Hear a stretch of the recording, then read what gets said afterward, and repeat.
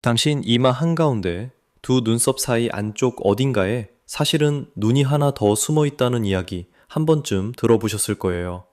그 자리에 보이지 않는 세 번째 눈이 있어서 그게 열리면 남들이 못 보는 걸 보고 미래까지 읽는다는 말이요. 명상하는 사람들 사이에서 오래된 그림과 조각상 속에서 그 눈은 늘 같은 자리를 가리켜 왔습니다. 근데 여기서 진짜 소름 끼치는 건 따로 있어요. 그 세 번째 눈이 신비주의자들이 지어낸 상상이 아니라는 겁니다. 지금 이 순간에도 정수리에 진짜 눈을 하나 더 달고 살아가는 동물이 지구 위에 멀쩡히 있거든요. 그리고 그 눈의 흔적이 당신 머릿속 가장 깊은 자리에도 작게 잠들어 있습니다. 오늘 그 세 번째 눈이 어디서 왔고, 왜 우리 안에서는 보이지 않게 됐는지, 그리고 그게 지금도 당신의 밤과 아침을 조용히 움직이고 있다는 사실까지 한 컷씩 천천히 펼쳐봅니다. 먼저 그 진짜 눈을 가진 동물 이야기부터 해야겠어요. 뉴질랜드의 어느 바위 틈에 공룡 시대부터 모습이 거의 안 변한 채 살아온 도마뱀 비슷한 동물이 있습니다. 사람들은 이 동물을 살아있는 화석이라고 불러요.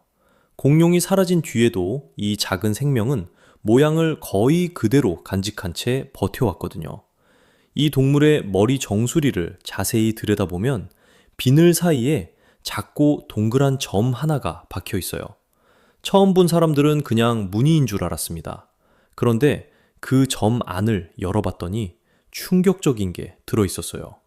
그 안에 작은 렌즈가 있었습니다. 그 아래에는 빛을 받아들이는 얇은 막도 있었어요. 우리 눈 안쪽에서 빛을 감지하는 그 부위와 똑같은 구조였습니다. 그러니까 그 정수리의 점은 무늬가 아니라 작긴 해도 진짜 눈이었던 거예요. 학자들은 이 정수리의 눈을 두 정안이라고 부릅니다. 이름은 어렵지만 별거 아니에요. 그냥 머리 꼭대기에 난 세 번째 눈이라는 뜻입니다. 도마뱀 종류 상당수가 이 정수리 눈을 가지고 있어요. 흔한 이구아나도 머리 위 한가운데에 이 비밀스러운 흔적을 달고 있습니다. 다음에 도마뱀 사진을 보게 되면 그 머리 꼭대기 한가운데를 한번 눈여겨보세요. 거기 마법처럼 박힌 작은 점 하나가 보일 겁니다. 그런데 이 정수리 눈은 우리 눈처럼 사물을 또렷하게 보지는 못해요. 모양도 색도 못 봅니다. 이 눈이 하는 일은 딱 한 가지예요. 지금 위에서 빛이 쏟아지는지 아니면 어두워졌는지 오직 밝고 어두운 것만 느낍니다. 별것 아닌 것 같죠? 근데 이 도마뱀들에게는 이게 생사가 걸린 능력이었어요. 왜 그랬는지 한 장면을 그려볼게요. 도마뱀은 스스로 몸을 따뜻하게 만들지 못합니다. 햇빛을 받아야만 몸이 데워져서 움직일 수 있어요. 그래서 아침이면 바위 위로 기어 올라가 햇볕을 쫍니다. 이걸 일광욕이라고 하죠. 그런데 너무 오래 뙤약볕 아래 있으면 몸이 익어버려요. 반대로 빛이 약해지는 저녁이 오는 줄 모르고 늦게까지 밖에 있으면 몸이 식어서 그대로 굳어버립니다. 그러면 천적이 와도 도망을 못 가요. 바로 그 순간 머리 위에 세 번째 눈이 브레이크를 밟아주는 거예요. 햇빛이 강해지면 이제 그늘로 들어갈 때라고 알려주고 빛이 사그라들면 슬슬 안전한 곳으로 숨을 때라고 알려줘요. 게다가 이 눈은 하루의 시간만 읽는 게 아니었어요. 낮의 길이가 길어지면 여름이 오는 거고 짧아지면 겨울이 다가오는 거잖아요. 정수리 눈은 그 빛의 길이를 재서 계절이 바뀌는 것까지 몸에 알려줬습니다. 언제 짝짓기를 하고 언제 겨울잠을 준비해야 하는지 그 달력을 머리 꼭대기에 하나 달고 다닌 셈이에요. 그런데 이 정수리 눈에는 더 놀라운 재주가 하나 더 숨어 있었어요.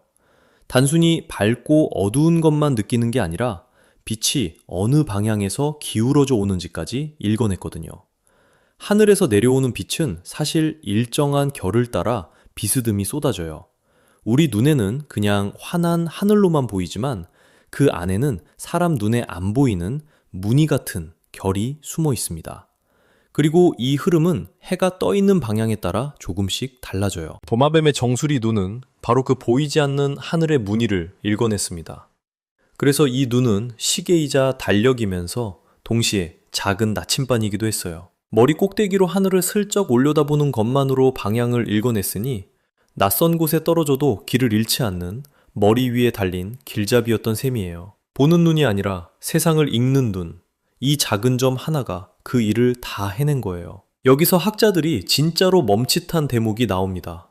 이 정수리 눈을 처음 제대로 들여다본 게 100년이 훌쩍 넘었어요. 한 학자가 개구리와 상어 같은 동물의 머리에서도 이 빛감지 부위를 찾아냈습니다. 그리고 기막힌 의문 하나를 품게 되죠. 그럼 우리 사람은? 사람 머릿속에는 이런 게 없을까?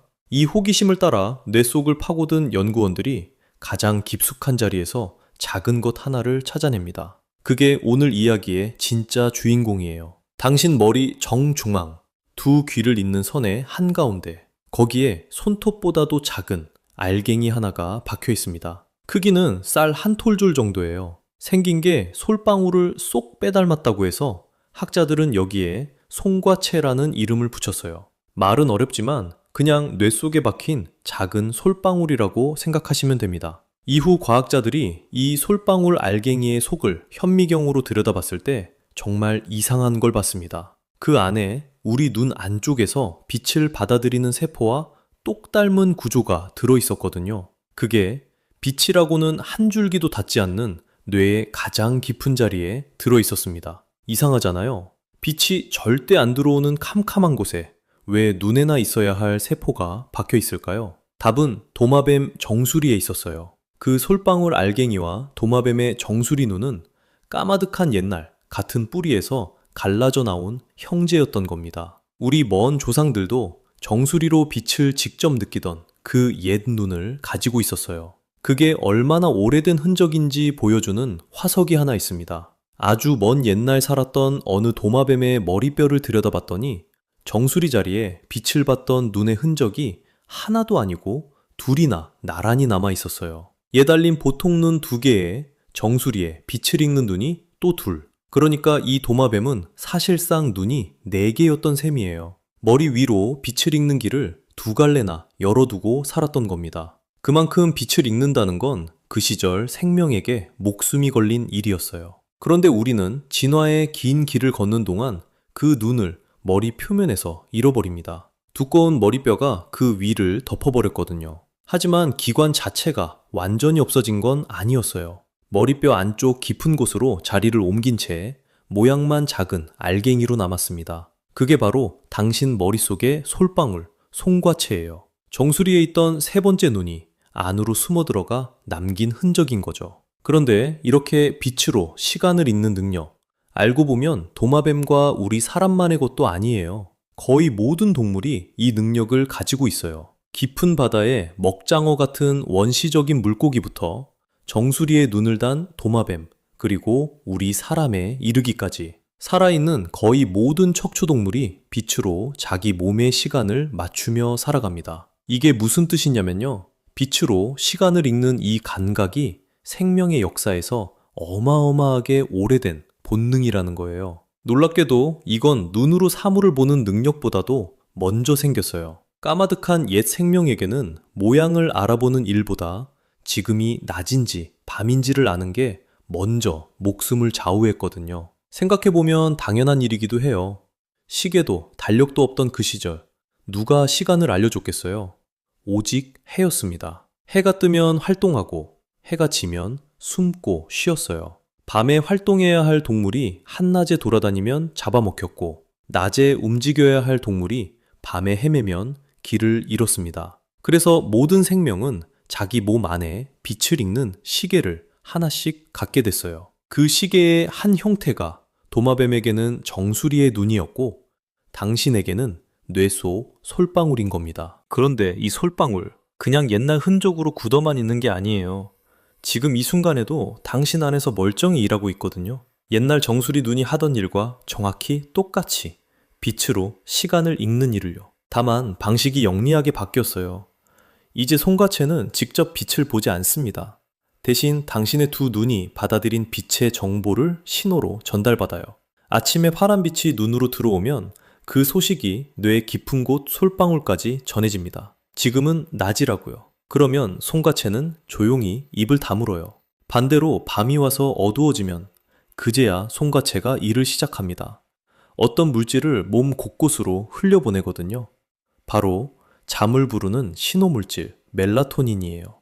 이게 온몸에 퍼지면 우리는 슬슬 졸리기 시작합니다. 눈꺼풀이 무거워지고 몸이 스르르 가라앉죠. 그러니까 당신이 밤마다 자연스럽게 잠에 빠지는 건 의지의 문제가 아니에요. 뇌 한가운데 솔방울이 어둠을 읽고 온몸에 잠을 풀어놓기 때문입니다. 매일 밤 아무 노력 없이도요. 밤이 되면 눈이 감기고 아침이 되면 눈이 떠지는 그 평범한 리듬. 너무 당연해서 한 번도 신기하다고 느낀 적 없겠지만 그건 수억 년을 건너온 가장 끈질긴 본능의 결과예요. 당신은 지금도 매일 그 까마득한 본능을 따라 잠들고 깨어나고 있습니다. 그리고 이 솔방울이 읽는 건 하루만이 아니에요. 도마뱀의 정수리 눈이 계절을 읽었던 것처럼 당신 머릿속 솔방울도 낮의 길이를 가만히 재고 있습니다. 겨울이 와서 해가 짧아지면 솔방울은 잠신호를 더 길게 내보내요. 어두운 시간이 길어졌으니까요. 그래서 햇빛이 귀한 겨울이면 괜히 몸이 더 가라앉고 아침에 일어나기가 더 힘들어지는 거예요.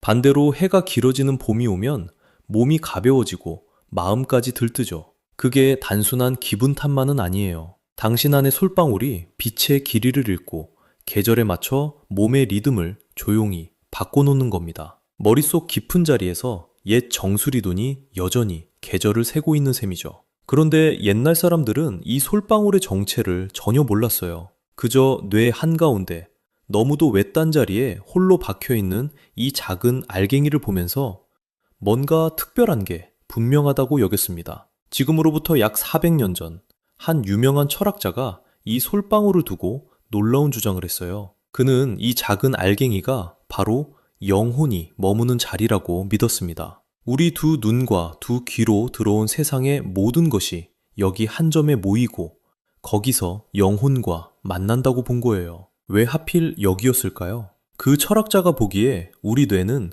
거의 모든 부위가 좌우로 똑같이 한 쌍씩 있었어요. 그런데 이 솔방울만은 한가운데에 딱 하나 외롭게 박혀 있었거든요. 좌우로 나뉘지 않은 단 하나의 자리. 그러니 영혼처럼 나뉠 수 없는 무언가가 깃든다면 바로 여기일 거라고 생각한 겁니다. 물론 지금은 그게 사실이 아니라는 걸 압니다. 이 솔방울에 영혼이 사는 건 아니에요. 하지만 한번 생각해보면 그 옛 철학자의 직감이 아주 틀린 것만도 아니었어요. 그는 여기에 우리 몸 전체를 조율하는 무언가가 있다고 느꼈으니까요.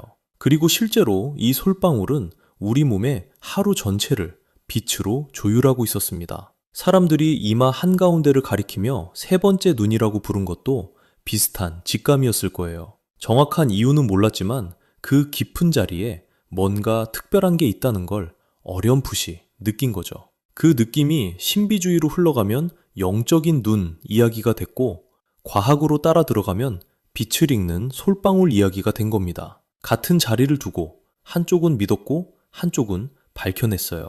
재밌게 보고 계셨으면 구독 한번 꼭 눌러주세요. 자, 이제 이 오래된 솔방울이 현대를 살아가는 당신과 어떻게 부딪히는지를 볼 차례예요. 당신, 밤에 불 다 끄고 침대에 누워서도 잠이 안 와본 적 있죠? 분명 피곤한데 손에 든 휴대폰 화면만 멀뚱멀뚱 들여다보다가 새벽을 맞은 적이요. 그게 의지가 약해서가 아니에요. 당신 머릿속 솔방울이 지금 단단히 오해하고 있는 겁니다. 이렇게 된 거예요. 송가채는 어두워져야 잠 신호를 내보낸다고 했죠. 그걸 가장 강하게 막아버리는 게 바로 푸른빛이에요. 한낮의 하늘빛에 가까운 그 차갑고 환한 빛이요. 그런데 당신 손 안의 휴대폰 화면이 바로 그 푸른빛을 쏟아냅니다. 깜깜한 방, 모두가 잠든 한밤중에 당신 얼굴을 향해서요. 그 빛이 눈으로 들어가면 뇌 속 솔방울은 깜짝 놀랍니다. 어라? 아직 한낮인가 보다 하고요. 그러고는 내보내려던 잠신호를 도로 꿀꺽 삼켜버려요. 그게 막히면 당신은 졸리지가 않습니다. 몸은 분명 지쳐있는데 말이죠.